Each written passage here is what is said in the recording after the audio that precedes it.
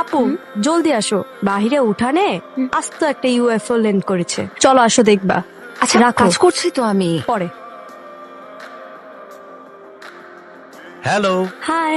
বলেছিলাম না এত সহজে যাব না, তাই আপনাদের বাসার সামনেই একটা ছোট্টখাটো ব্রাঞ্চ খুলে ফেললাম। তুমি কি ওনাকে চেনো? আচ্ছা, এক পাও ঘরের ভেতর দেব না, টেন্টাই ম্যানেজ করে নিব। স্নেহা, জেনজি বোন আমার, ঘরে কি সলিড কোনো ডায়েট আছে? তেমন কিছু না, হালকা স্ন্যাক্স হলেই চলবে। শুধু মুড়ি আছে, খাবেন? কি বলো, মুড়ি উইথ সরিষার তেল দুনিয়ার সবচেয়ে সেরা স্ন্যাক্স, যাও নিয়ে এসো। পাগল, বাবা মার সামনে এরকম একটা সিচুয়েশন ক্রিয়েট না করলে হতো না? এসব ড্রামা এখন বন্ধ করুন।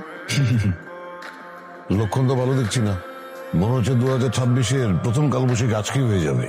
তোমরা এখান থেকে যাও তো, দরজা জানালা বন্ধ করতে হবে না। তাড়াতাড়ি তাড়াতাড়ি চলো চলো।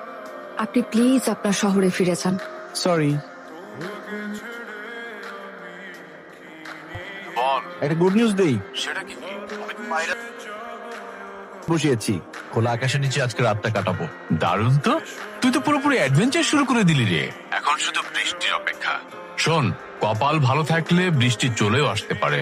আরেকটা কথা, ওই গ্রাম বাংলার মাটির গন্ধ আর রাতের খোলা আকাশ